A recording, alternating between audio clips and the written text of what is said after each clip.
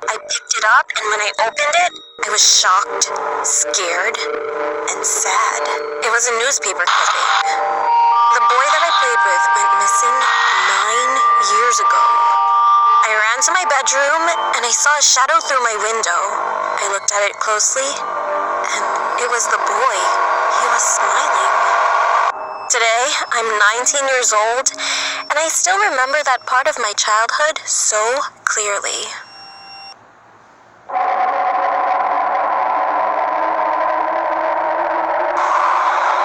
day, when I was about 6 or 7 years old, my mom had gone to my older sister's recital in Georgia, and my dad was at work. He was a pilot for some airline.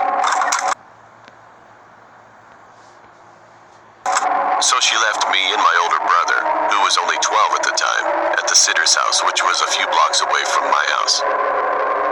My sitter, who I'm gonna call Bev, was 19, and she was pretty much the best kind of sitter to a 6 to 7-year-old boy could ask for. She'd let us play games and stay up watching TV, as long as we didn't bother her while she was on the phone with her boyfriend. We were watching TV, and we could hear something scratching the paneling on the side of the house. Naturally, we blew it off as a stray animal, so we continued watching TV. About 30 minutes to an hour later, Bev ran into the living room and locked the front door and shut the blinds. We were curious as to what she was doing. Me and my brother, being kids, got scared and started crying. Then Bev said everything would be okay. It was just a peeping Tom. So she took us upstairs and we went to her parents' room with the Nintendo and some snacks. She said stay put and not to touch anything we didn't bring into the room. Not a minute later after she walked out of the room, we heard a loud crash and glass shattering in the room below us. The sicko had thrown a brick from the walkway through the guest bedroom window and managed to get in.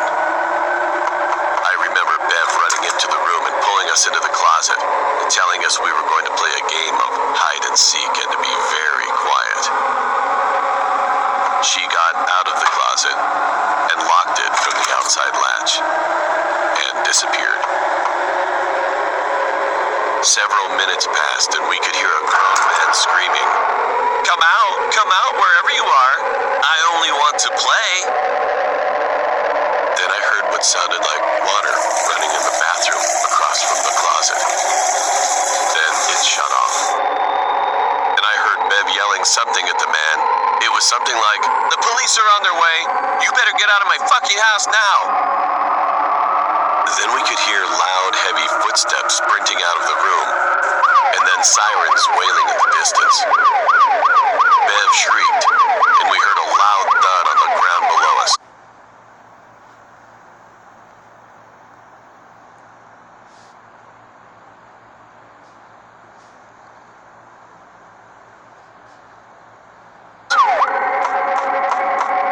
Bev had managed to find an old wooden bat.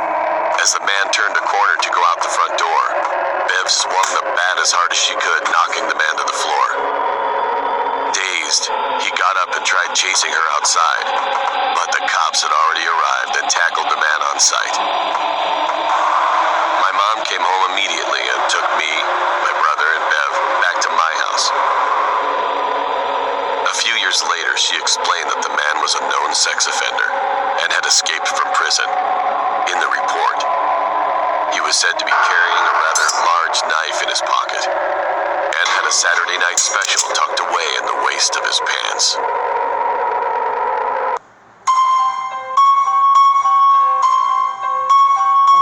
It happened last year, 2018, when I was still in my second year of high school. It was earlier March that I was in school. We were just playing some quiz game on my laptop. I connected it to the projector for all of them to see. But then suddenly the school's fire alarm went off. They said this isn't a drill, but rather a maniac just entered our school with a gun. So all of us closed the door and the window to our classroom and switched off the lights. It was all silent, like you could hear a pin drop to the floor. At first I wasn't panicking that much, but it all started to happen when a gunshot was heard from the distance of our room. I can assume that he already knows that we're here. We're the closest room from the entry hall. Every single one of my classmates was crying. I'm the tallest and the oldest student of them all. I'm 16 and some of them are 15 and 14 and another one is 12. So I thought, I'm the oldest. I should protect them. I was like that. So then I grabbed the fire extinguisher in our room, because every single room in my school has a fire blanket and a fire extinguisher, just in case of a fire. I had a stupid plan inside my head that I'll spray him with the fire extinguisher. So then I opened our room door, and I came across it. He was a middle-aged man, wearing a white tank and black slacks. He was holding a .44 Magnum caliber revolver. At first, we were having a quick draw match, like that. He grabbed his gun first, and pulls the trigger.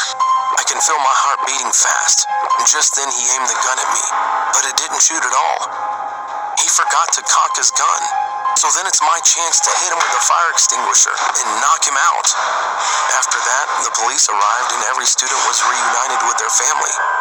And still, I'm wondering, what could have happened if he didn't forget to cock his gun and shoot me first?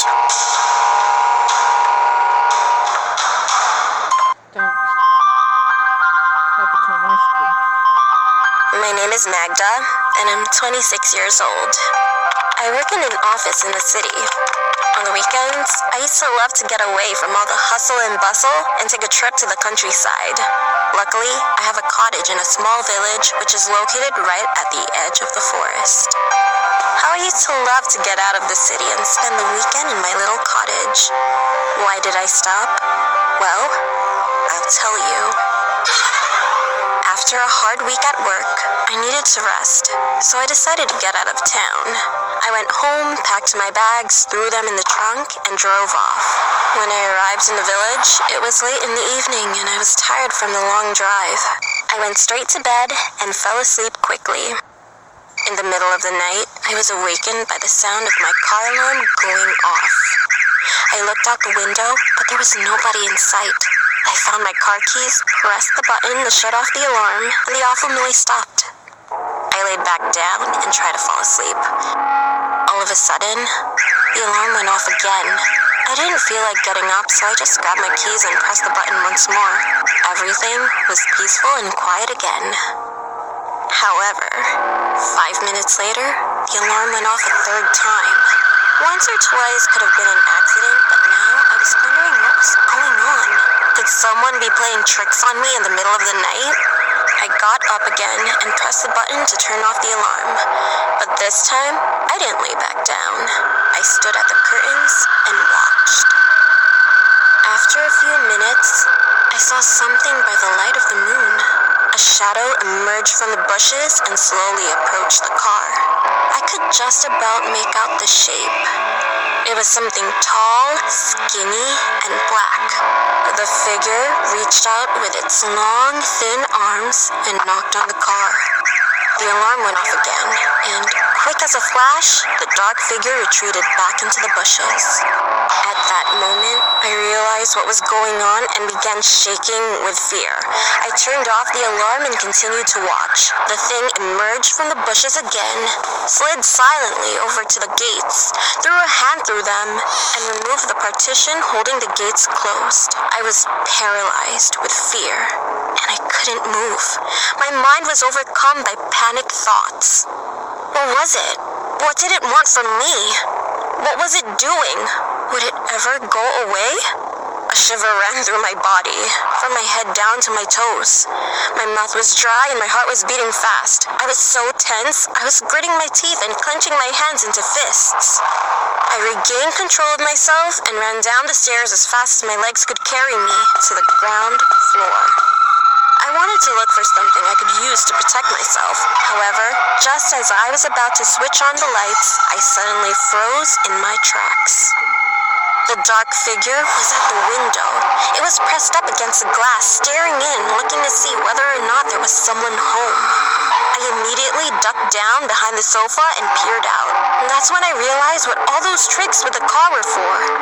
It was trying to lure its victim outside. I couldn't take my eyes off its hideous face. Its skin was the color of ash and covered with wrinkles. Its eyes were small, beady, and completely black. Instead of it having a nose, there were 2 ragged holes. It didn't have any lips, just 2 rows of sharp, yellow teeth. When it breathed, it was so heavy and hoarse that it was misting up the window. I just knew it wasn't going to go away. After standing at the window for a few moments, I heard a rustling noise as it came to the front door. I watched as it tried to push its fingers through the gap under the door. The handle began to twitch wildly up and down. The creature emitted a chilling sound. It was not like a human voice. It was a deep, beastly growl, like an angry dog chewing on a bone. I knew that if it heard me, it would keep trying until it found a way to get into the house.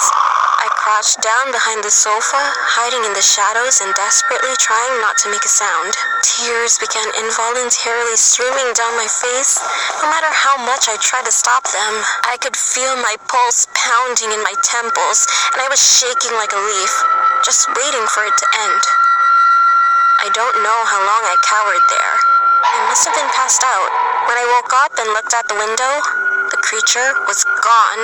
The door was still in place, and everything seemed secure. I've never been so relieved in all my life. I ran upstairs and looked out the window. It was light outside, and there was no sign of anything wrong. Taking a chance, I grabbed my keys, and without stopping to collect any of my things, I ran out to the car. I jumped in, locked the doors, and drove away from the village as fast as I could. I didn't stop driving until I got back to the city. When I got back to my apartment, I turned on the radio and heard a news report. The announcer said that, in the village, the dead bodies of 2 girls had been discovered. Their corpses had been mutilated and dumped in a swamp. I guess the creature found what it was looking for. I don't want to, but I am curious to know. What would have happened if I didn't make the right decision of sprinting?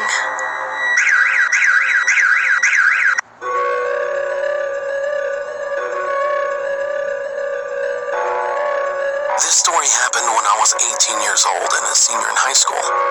It was an ordinary night. My dad worked the night shift, so we all decided to sleep in my parents' room. I was with my younger brother, who was 15 years old at the time, my younger sister, who was 11 years old, and my mom. My parents' room was a small, purple, square-shaped room, which also had a bathroom. The bathroom's door was across from the bed. My younger brother and I slept on my parents' bed, while my mom and my younger sister slept on the floor. Before sleeping, we all had a short conversation, and after that, we went to sleep at 9 p.m. At 2 a.m., I was awakened by a strange sensation. As I opened my eyes, I had my eyes fixed on the bathroom door, which was cracked open. To my surprise, I noticed a black figure, which looked exactly like my younger brother. The figure stood there with his arms crossed, watching me. However, his eyes were shut. At that moment, I froze. I couldn't move from the bed, and I was scared that if he opened his eyes, he would have red or bloodshot eyes. I decided to quietly turn my head to the other side of the bed to see if it was indeed my brother. My heart sunk to my stomach when I realized that my brother was sleeping right next to me. So many thoughts kept racing through my head. Who is this person? Why is he here? How could he look exactly like my brother? I tried as hard as possible to sleep and ignore what I saw. A few minutes later, after opening and closing my eyes, I was shocked to see that the figure was now standing above me, still looking right into my eyes with his eyes shut. My eyes were wide open from the shock. I felt like I was going to die from a heart attack. I felt as if he was starting to open his eyes, which scared me and caused me to close my eyes and force myself to sleep. Forcing myself to sleep worked, and the next thing I knew, it was morning. When I woke up, I headed to the living room and saw my mom. After holding it inside for a bit, I gave up and told my mom about the incident. I almost froze ears when she said she saw the same exact figure and witnessed what happened. It was terrifying. We both saw the same black figure that looked exactly like my brother. It was as if he was my brother's twin. We lived in that house for 2 more years until we finally moved out. After the move, we told my dad about this story because he doesn't like hearing creepy stories, so we kept it a secret until we moved. He surprised us by saying that we were not alone. He saw some strange things in that house as well.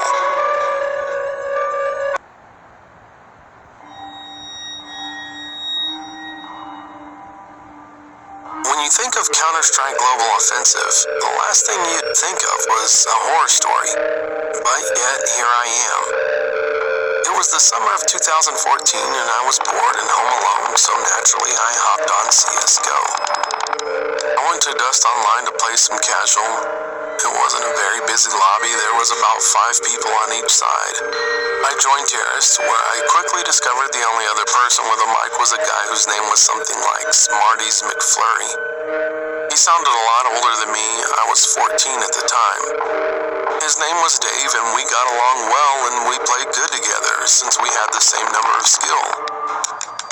We eventually played more CSGO together and then friended each other on Steam. After that, he asked for some of my social media, and I gave him my Discord and Snapchat. Then on CSGO, Dave suddenly said he had to leave, and we could play more tomorrow. So I got off and watched some TV and eventually went to sleep on the couch. I was home alone for the night. At like 1 a.m., I awoke and got a glass of water. Then I heard a Snapchat notification from my phone. Curious as to who was sending snaps at this time of night, I picked it up and saw it was from Dave. I opened it, and it was a picture of my front lawn and house. The phone and the glass of water fell from my hands to the floor, and my heart began to race. I was suddenly frozen, as if rooted to the spot. The darkness around me seemed to become thicker, and I swear I was seeing shadows all around me. Then I heard a knock at the glass. I turned to the back window and there he was, the Dave guy, who looked a lot older and creepier than me. Without thinking, I ran to the back door and locked it. I also locked the front door. I could hear him calling to me through the window. Then I proceeded to run to the only windowless room, the bathroom. I stayed in there for about an hour, shaking and fearing the worst. I dreaded hearing the sound of Dave calling me again, a knock at the door, or even footsteps outside. I don't know how long it was before I fell asleep. The next morning, my parents arrived home, and I hesitated to tell them about my experience. I knew they would drop shit on me, but it wasn't just that. I was questioning whether or not I was dreaming when the Dave guy appeared at my house. I knew I had not been dreaming playing CSGO with him, though. However, when I checked my phone, it was like he didn't exist. He was not on my friends list in CSGO, his Steam account was gone, his Discord was gone, and even his Snapchat was gone. All deleted. To this day, I still question my sanity about whether or not this Dave guy who I played CSGO with really existed. I know for sure we had chatted on the game, on Discord and on Snapchat, but had he really come to my house? And why were all of his online accounts deleted? I really don't know.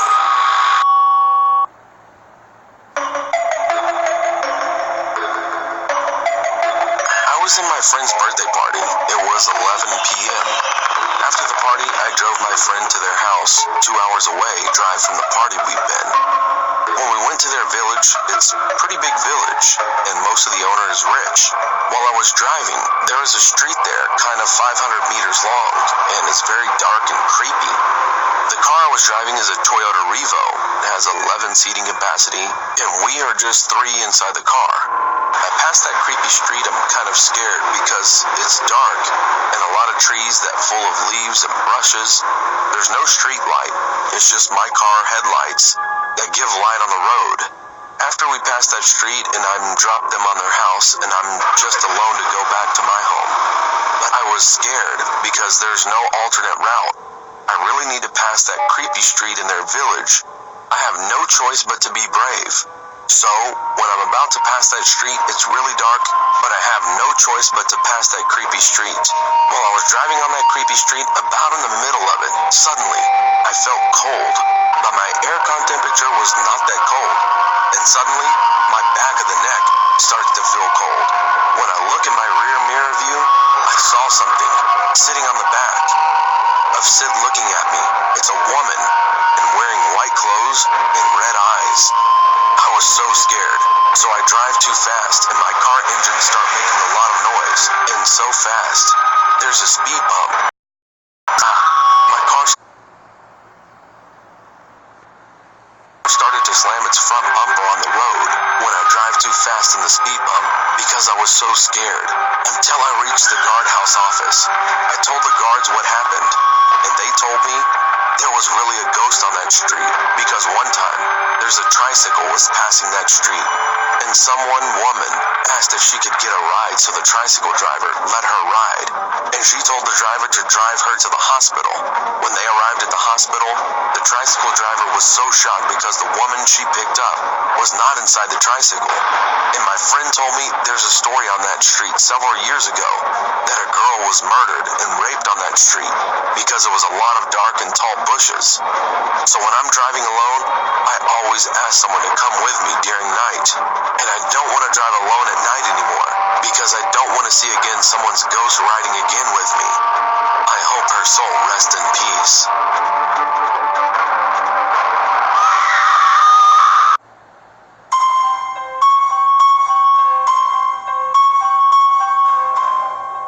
I was a big Tinder guy a few years ago. Everywhere I went, I would update my location and then update, my body count. Then I quit doing Tinder and stuck with Instagram.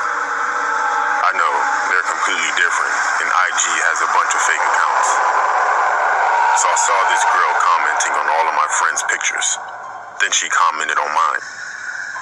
I also saw my friends replying, so I figured she was a real person because I looked on her page and she had way more followers than people she was following. So I DM'd her. I definitely thought she wasn't going to reply, but she did within an hour. We talked for maybe 2 or 3 weeks and we made it official. She was pretty, had a degree, and a good job, as she said. I felt she was out of my league and too perfect. Every day she posted new photos, and I told my friends about her and they seemed pretty jealous, except for my friend Ryan. He said I was stupid because I never spoke with her, and I only messaged her. She invited me over because she said she can cook. Ryan told me to don't go. The rest of my friends said don't have any kids, and they would laugh. So I went over there, but not without Ryan calling me a clown first. The GPS says she lived about an hour away. When I first started to talk to her, she told me that she lived in a nice neighborhood. But when I got there were people everywhere and the neighborhood was not that nice.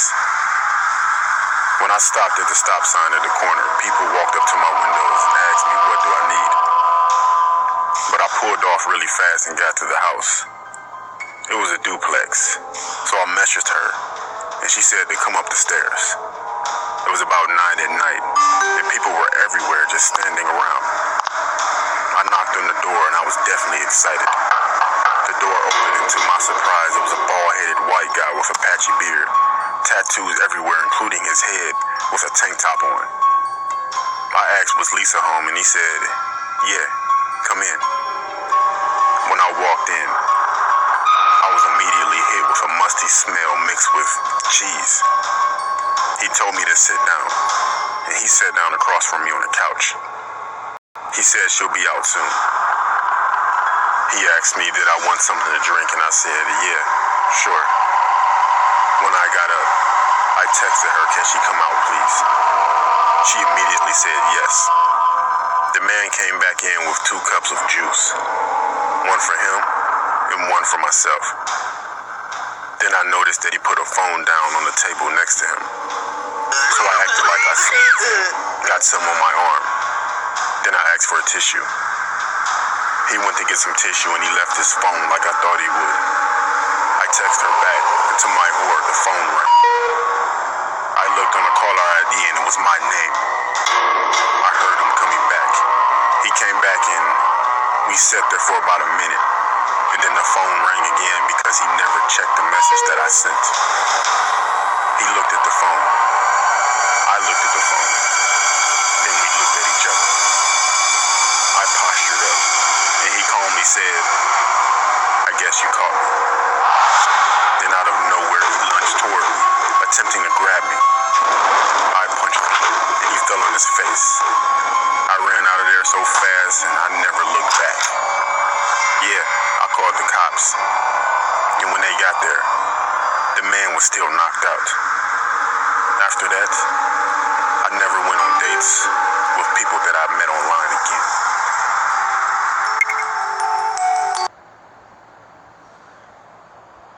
Huh.